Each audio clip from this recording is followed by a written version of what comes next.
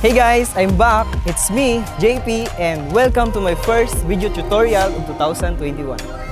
For today's video is photo editing process using your Photoshop. Last year, I posted this photo in social media at may mga ilan ako nabasa na gawan ko doon ng tutorial. Kaya ito na, gawin na natin. Tara! But before we proceed to our editing tutorial, first, I'm going to introduce to you this software that can help you and boost your creativity. This software is DemoCreator by Wondershare. And this is the best and easy to use for screen recording and video editing process. This software has a lot of features like screen drawing tool,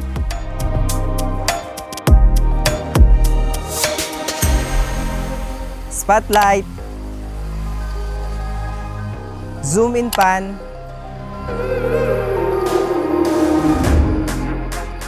audio fade in and fade out, transitions, captions, cursor effects, and many more.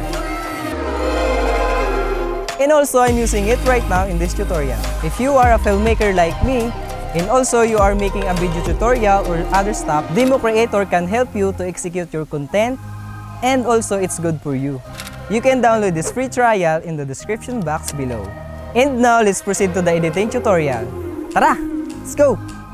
And now, let's jump to the computer, run your Photoshop CC, drag and drop the photo, unlock the layer and duplicate into 3, and rename every layer.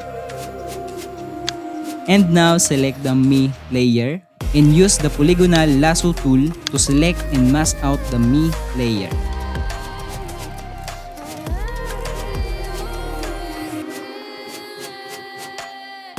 Go to select and click inverse, then hit delete in your keyboard. I'm using the eraser tool to clean the edges. Select the first layer and use the polygonal lasso tool to select the right side of the first layer, then duplicate and flip to the left side. Select both layer and click merge.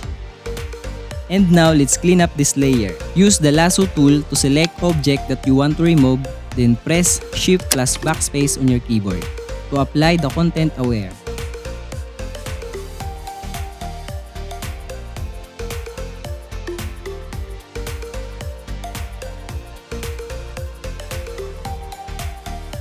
And now drag the new layer on the top and use the eraser tool and reduce the opacity and flow to fix the edges of the shadow.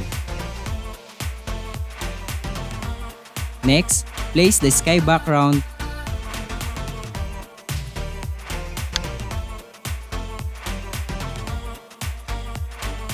and clean the edges.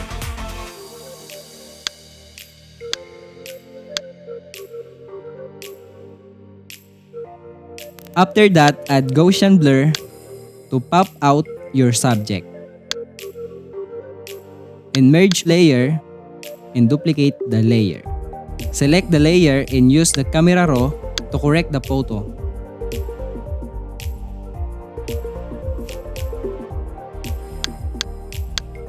After that, put a fake sun using the gradient tool.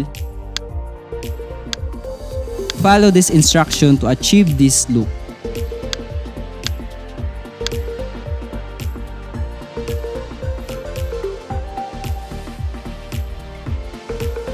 After that, select the mask tool to separate the subject from fake sand and follow the instruction in this video.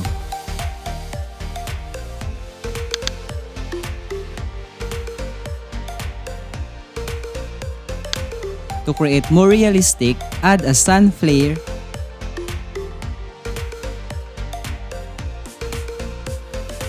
adjust the opacity to screen, and to soften the image, use the eraser tool.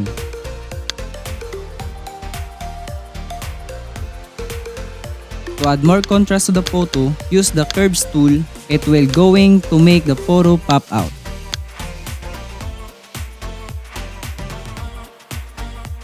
After that, merge again and duplicate the photo. And let's proceed to the color grading. This process can help you to make your photo realistic.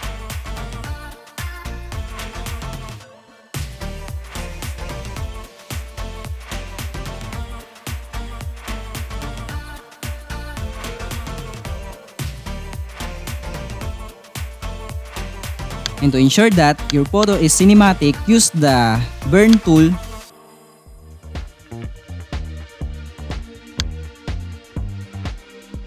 and brush the dark part of the image.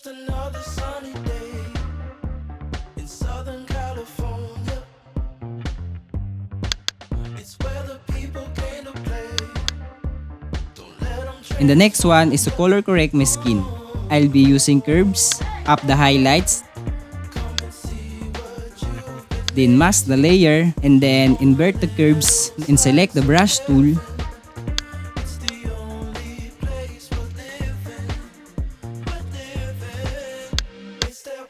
And make sure you always merge and duplicate your layer. After that, I'm using the plugin called Nick Collection Define 2 in my Photoshop. This plugin is help you to lessen the noise of the photo.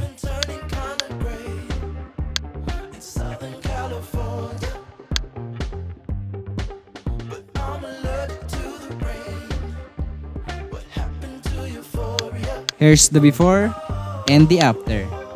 So guys, hope you learned new method in photo editing process using Photoshop. And if you are interested in screen recording and hassle-free setup, download the DemoCreator in the description box below. So that's it. And make sure that you click the subscribe button for more videos like this. And I will see you in the next one. Bye-bye!